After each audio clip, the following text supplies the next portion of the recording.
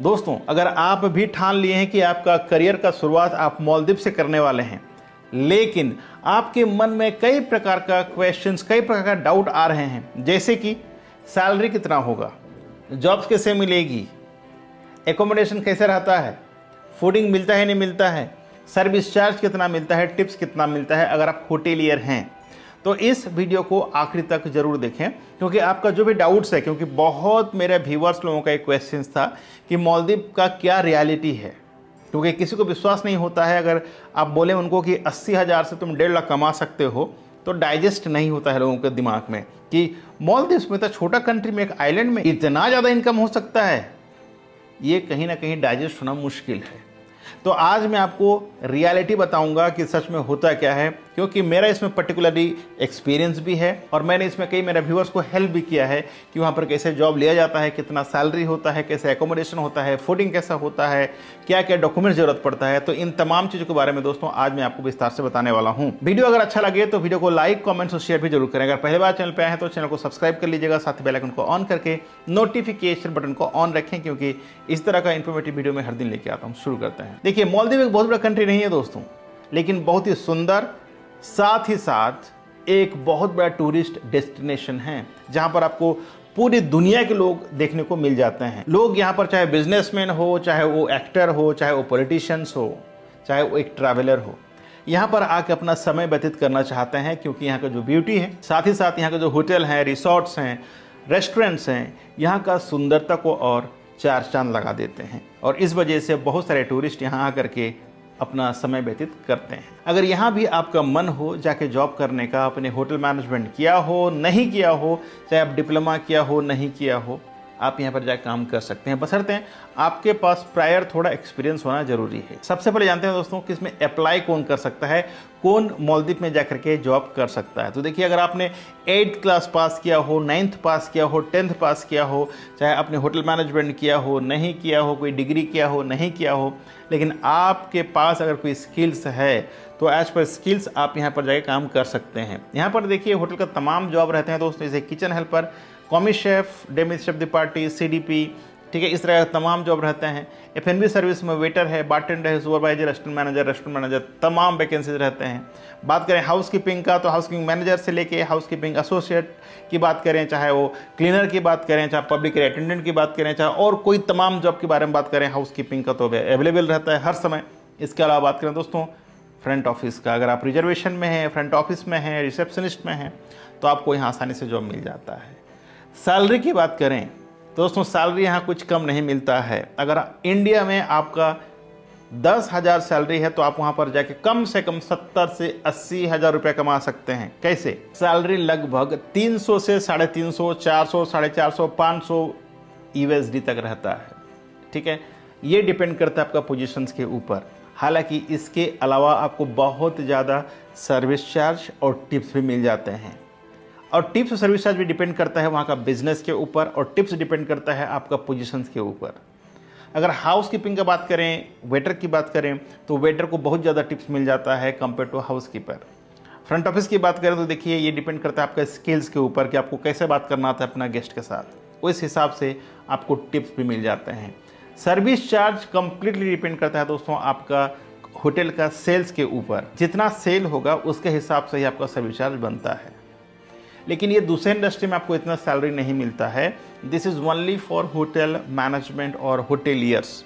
ठीक है, अगर आप सोचेंगे कि मैं दूसरा जॉब में जा रहा हूँ, मुझे इतना सैलरी मिलना चाहिए, तो नहीं मिलेगा, और ना ही उसके लिए आपको मैं कोई जवाब दे पाऊँगा। ठीक है, क्योंकि देखिए, जो जॉब में जाते हैं आप, जितना आप काम करेंगे, जो आपका सैलरी तो उतना ही मिलता है। इनफैक्ट आपको OT ही मिल जाता है, बस उसके अलावा कुछ नहीं मिलता है।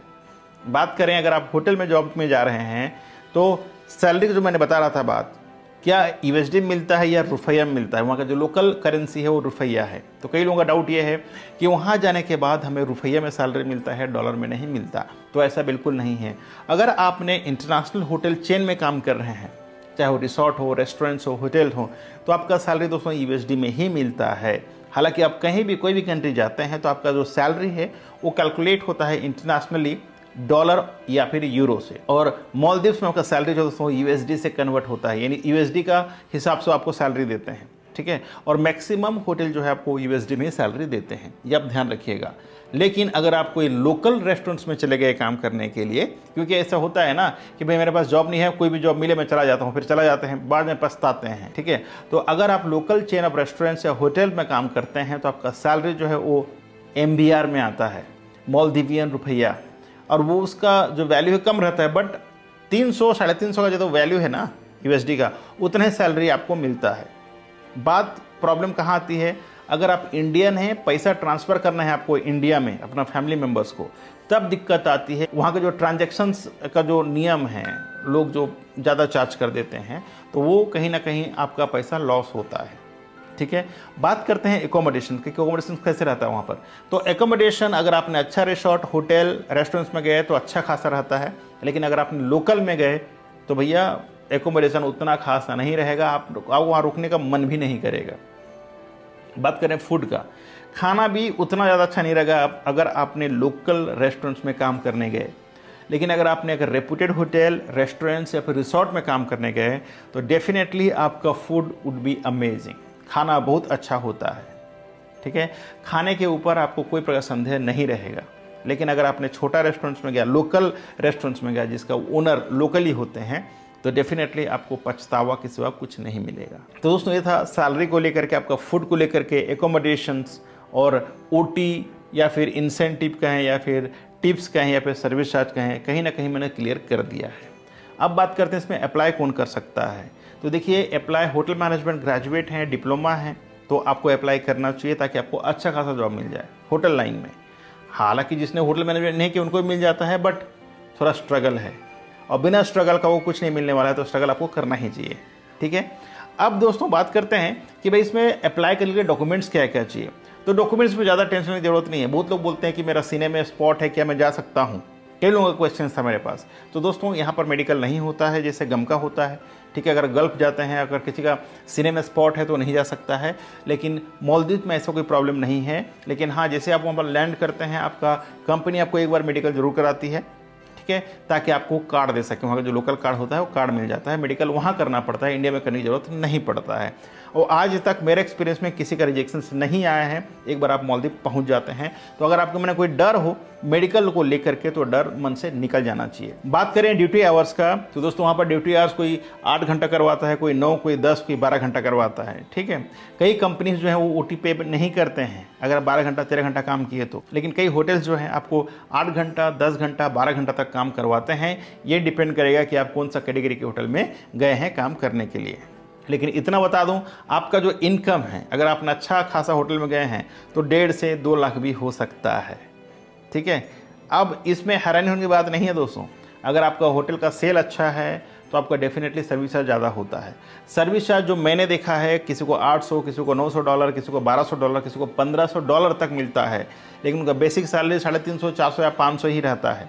अगर समझिए 500 आपका बेसिक सैलरी है और 1500 अगर आपको सर्विस चार्ज है, तो कितना हो गया, $2000 हो गया, यानी कि 1,60,000 से 70,000 रुपये आपका इनकम हो गया। तो इस तरह से लोगों का इनकम होता भी है, ठीक है। अब मैंने कई शेफ को देखा है, उन शेफ लोगों का भी अच्छा खासा इनकम होता है। चाहे आप F&B सर्विस में हो, जैसे वेटर है, बारटेंडर का तो बहुत ज़्यादा इनकम होता है। बारटेंडर 2.5 से 3 लाख रुपये महीना कमा सकते हैं। लेकिन हाँ, यहाँ एक और चीज़ है, वहाँ जो है दोस्तों सीजन हिसाब से होता है। 7 से 8 महीना फुल सीजन रहता है और बाकी 3-4 महीना सीजन कम रहता है। तो भी देख लीजिएगा आप, हर समय इनकम नहीं रहेगा।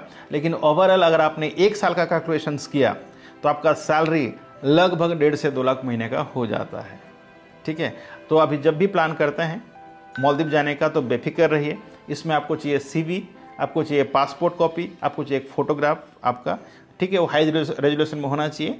आपको चाहिए आपका एजुकेशन सर्टिफिकेट और एक्सपीरियंस। ये सारे डॉक्यूमेंट हो जाने के बाद आप जॉब अप्लाई कर सकते हैं और आपका जॉब आसानी से हो जाता है। एक बार जॉब आपका सिलेक्शन हो गया, विदिन 2-3 डेज आपका ऑफर लेटर आ जाता है। ऑफर लेटर एक बार आ गया तो विदिन 5 डेज आपका वीज़ा भी अप्रूव हो जाता है। तो इसका जो प्रोसेस टाइमिंग है 15 से 20 दिन का समय है। लेकिन अब ऐसा नहीं है कि आप किसी एजेंट के पास गए और आज गया बोले कि 20 दिन के बाद हो जाता है, ऐसा नहीं होता है। जब तक आपका सिलेक्शन नहीं होता तब तक हम ये डेट का कंफर्म नहीं कर सकता मैं। लेकिन एक बार अगर सिलेक्शन हो जाता है, आपका अगर वर्क परमिट अप्लाई होता है तो work permit within 5 to 10 days में आ जाता है दोस्तों। तो कुल प्रोसेस 15 से 20 दिन का ही लगता है, ठीक है। आशा करता हूँ आज के वीडियो के माध्यम से आपका जो भी डाउट रहा होगा मालदीव्स को लेकर के, मालदीव में जॉब्स को लेकर के, शायद वो क्लियर हो गया होगा। अगर अब भी आपके मन में कोई क्वेश्चंस, कोई दुविधा है तो आप मुझे नीचे कमेंट बॉक्स में अपना कमेंट ज़रूर दीजिएगा। मैं कोशिश करूँगा आपका हर सवाल का जवाब जल्द से जल्द देने का। तो आज के लिए बस इतना ही, मिलते हैं इसी तरह का एक और नए वीडियो में नए टॉपिक के साथ। तब तक के लिए आप रखें अपना ख्याल और मुझे दी इजाज़त। Thank you so much. जय हिंद, जय भारत।